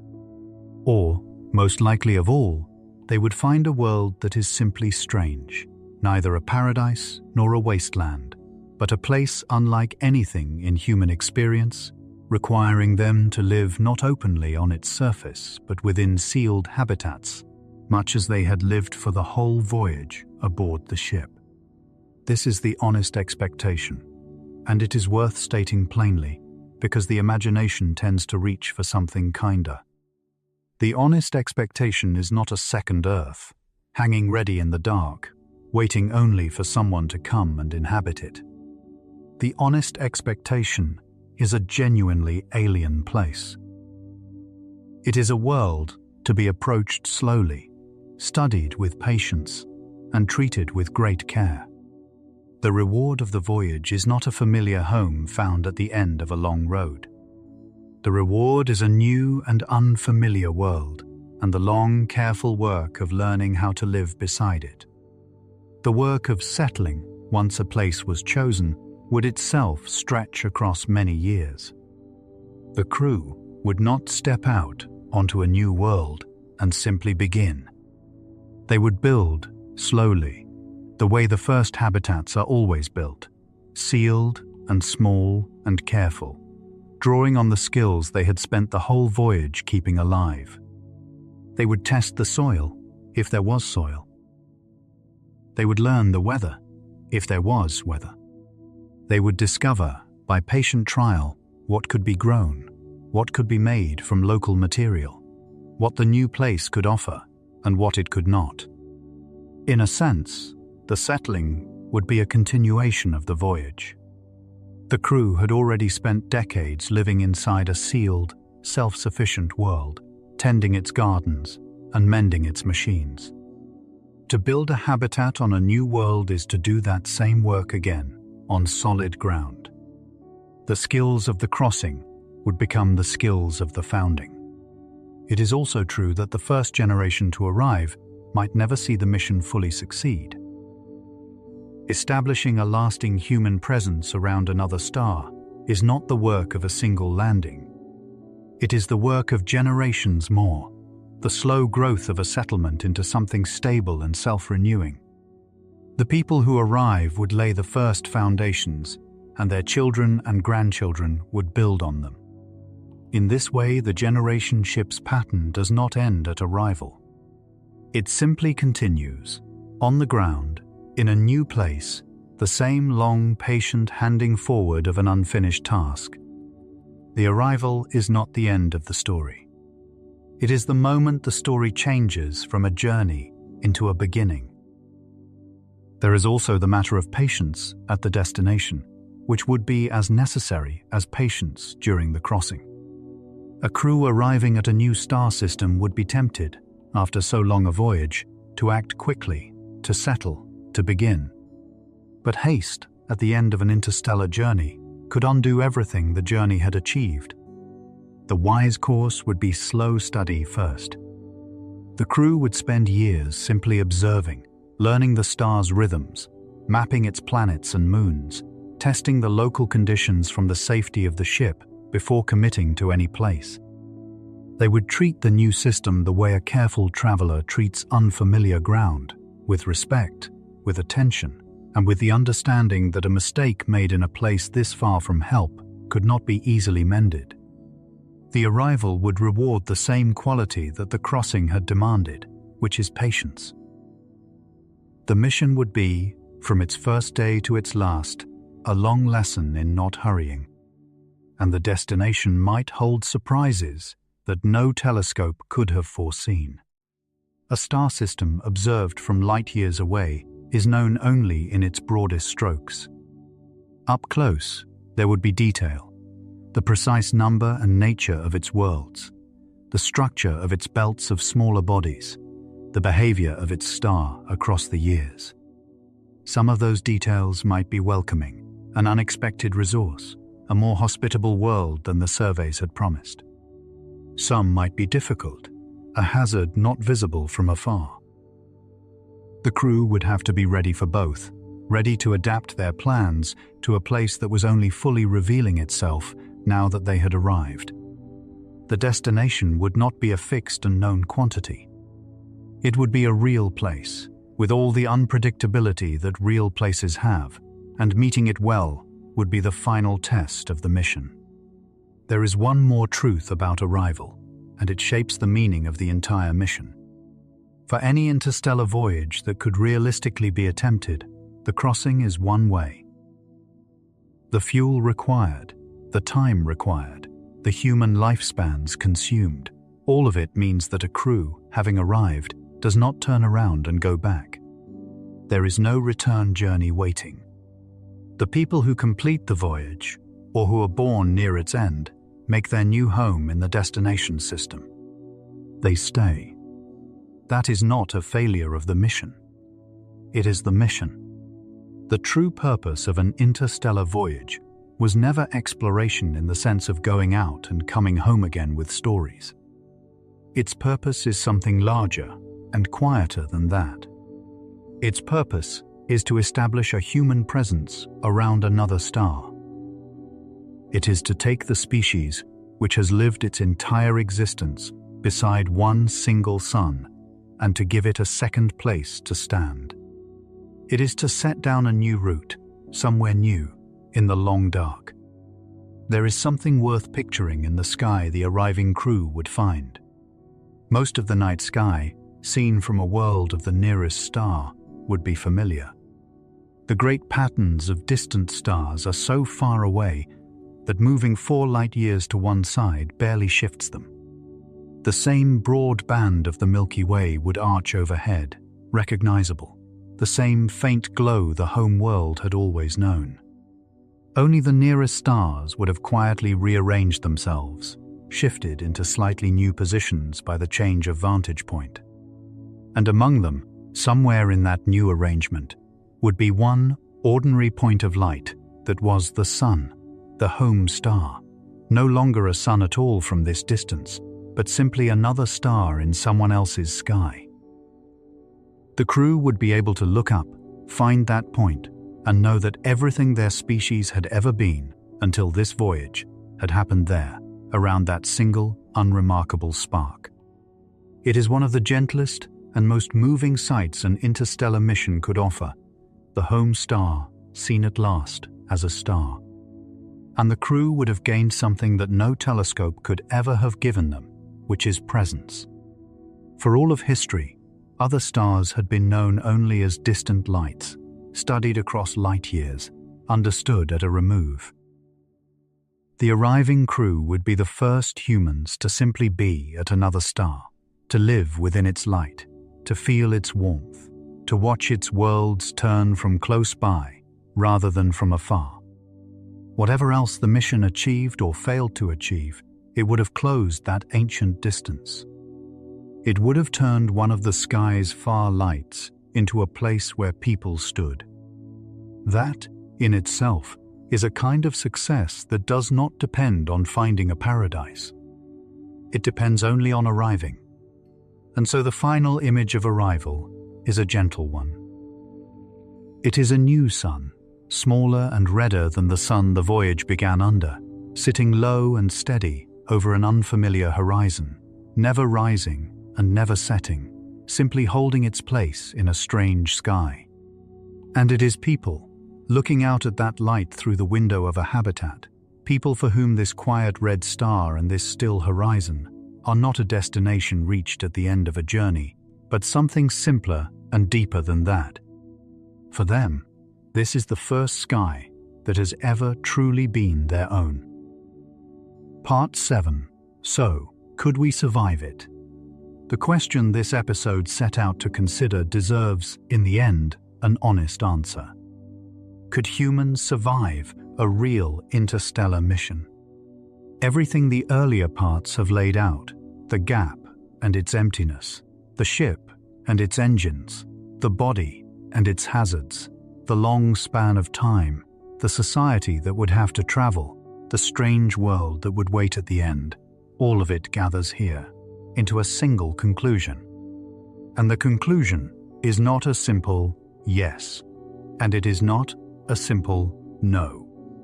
It is something more careful and, in its own quiet way, more hopeful than either. The honest answer is not yet. And there is no known reason it must remain impossible. It is worth being clear about the obstacles first, because an honest answer does not look away from them. The energy needed to push a crude ship up to a useful speed, and then to shed all of that speed again at the far end, is, at present, beyond any means humans possess. A closed life support system, a true self-renewing world, has never been built and never been run, without failure, for the span an interstellar voyage would demand. Radiation, across decades of exposure, remains a serious threat, one that can be softened, but not, with current understanding, fully removed. The reliability of complex machinery across such enormous stretches of time is unproven, because nothing has ever been asked to last that long. And the human element, the work of keeping a small society healthy, sane, and purposeful across generations, may be the hardest problem of all, harder than any reactor or any shield. None of this should be minimized. The barriers are real, and they are tall. And yet, against each one of those barriers stands something genuine, and the something is worth naming, because it is the real reason the answer is hopeful, rather than bleak. Not one of the obstacles is a violation of a law of nature. This is the single most important fact in the whole subject, and it deserves to be said slowly. There is no rule written into the universe that forbids an interstellar voyage. Every difficulty that stands in the way is a difficulty of engineering, of resources, of patience, and of time. Not one of them is a difficulty of physics saying no. Look at them in turn. Several propulsion concepts, fusion among them, could in principle move a ship fast enough if the engineering can be mastered. Artificial gravity, made simply by spinning the ship, is already well understood. Radiation, layered against by mass and magnetism and medicine, can be reduced to something a crew could endure. The slowing of time at high speed is not an obstacle at all, but a genuine gift, a real and measured easing of the journey for those who travel fast. And the deepest problem of all, the long human endurance the voyage demands, is, at its heart, a problem of organization and of care. It is a problem of how people live together and what they choose to remember. It is not a problem of impossibility. It is a problem of will and of patience, and those are problems of a kind that humans have solved before. There is a question that sits underneath the question of survival, which is the question of why. Why attempt something so long, so costly, so difficult, when the home world is here and familiar and enough? The honest answer is not a single answer. For some, the reason would be the simple, ancient pull toward the unknown, the same pull that has always sent people over the next horizon. For others, it would be a longer thought, the understanding that a species confined to a single world is, in the largest view, a fragile thing, and that to set down even one more route around even one more star is to make the human story a little more secure against the long uncertainties of time. And for others still, the reason would be quieter and harder to name, a sense that reaching toward the stars is simply part of what it would mean to be a species that had grown up. None of these reasons is required to be persuasive tonight. They are offered only to show that the question of survival is not asked in a vacuum. It is asked because, for many reasons and across many lifetimes, the reaching toward the stars seems to be a thing humans genuinely want to do. And the reaching can be patient. There is no clock on it. The gap will not close, and the nearest star will not move away. Whatever crossing is ever made can be made in its own time, after as much preparation as it needs, by whatever generation finds itself ready. That patience is not a weakness of the project. It is its nature. An interstellar mission is, from beginning to end, an exercise in the long view, in thinking past a single lifetime, in beginning things that others will finish. If humans ever do cross the gap, the crossing will be the work of many hands across many years, most of whom will never see its end. And there is something quietly hopeful in that too. It means the answer to tonight's question does not have to be found quickly. It only has to be found eventually. It is also worth remembering, at the end, how very young the whole attempt is. Humans have been sending objects beyond the atmosphere for less than a single human lifetime. The first steps off the planet were taken within living memory. And already, a small handful of probes are drifting outward, slowly, on long, quiet paths that will, in tens of thousands of years, carry them out among the stars. They are not crude. They are not fast.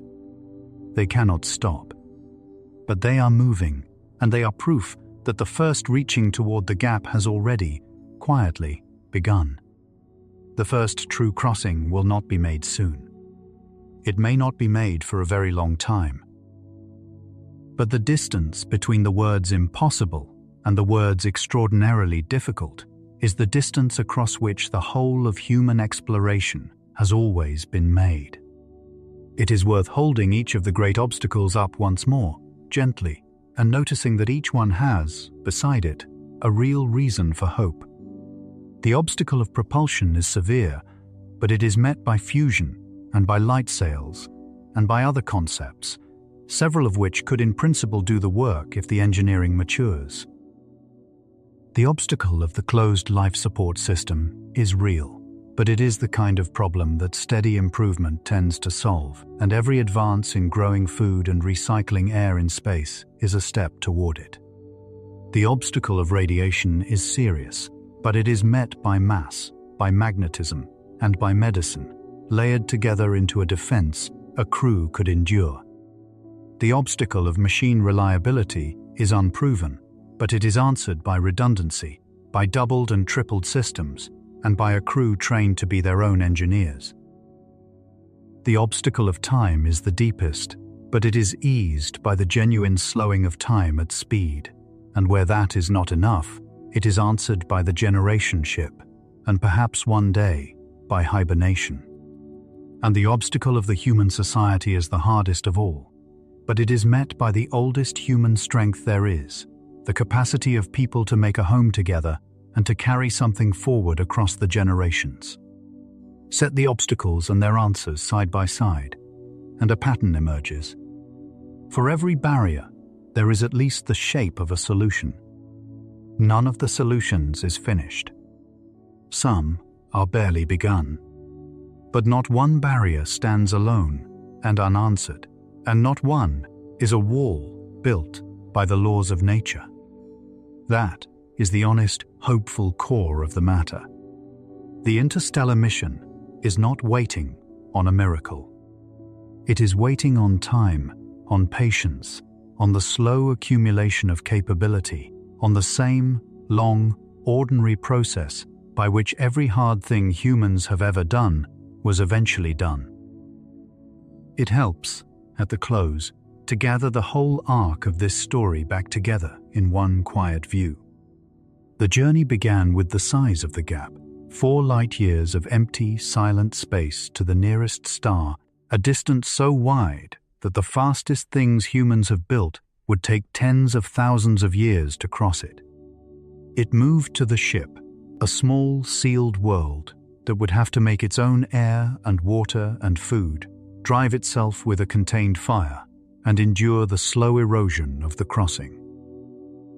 It turned to the body, fragile and particular, shaped for a planet and asked to live for decades without one, guarded against weightlessness by a spinning hull, and against radiation by layers of mass and magnetism and care. It considered time, the deepest obstacle, decades that reshape a crew into something a person becomes rather than something a person does, and the strange gift of time itself, slowing for those who travel fast. It considered the society, the community that would have to live and die and renew itself across the dark, holding its knowledge and its purpose unbroken. And it considered arrival, a strange red sun and an unfamiliar world, and the long, patient work of founding something new beside it. Set out that way, end to end, the journey looks less like a single impossible leap and more like a long chain of difficult but separate problems. Each one, a thing that could be worked at, improved, and slowly solved. That is the real shape of the answer. An interstellar mission is not one closed door. It is a long corridor of doors, and not one of them is locked by the laws of nature. Some of them are merely very heavy and would take a long time and a great deal of patient effort to open. It is also worth saying that the question itself, could humans survive a real interstellar mission, is a young and remarkable thing simply to be able to ask. For nearly all of human history, it could not have been asked at all, because the stars were not understood to be places, and the gap was not understood to be crossable space. That the question can now be asked seriously and answered with real engineering rather than only with dreaming is itself a quiet measure of how far understanding has already come. The answer is not yet, but the fact that the answer is not simply no and not simply never is the genuinely hopeful part, and it is hopeful precisely because it was earned, slowly, by patient learning. So the honest answer to whether humans could survive a real interstellar mission is that no one yet knows. And that not knowing is not a door closed. It is a door standing quietly open. The gap between the stars is wide, and it is patient, and it is silent. It has been waiting, exactly as it is, for a very long time, and it is in no hurry at all. Perhaps one far day, a ship will cross it. Perhaps the people who arrive will be the great-grandchildren of the people who left. Perhaps the answer to tonight's question will be written not by anyone now living, but by someone not yet born, looking out from a habitat at a small red sun. That is not a sad thought. It is a spacious one. It means the story is not finished.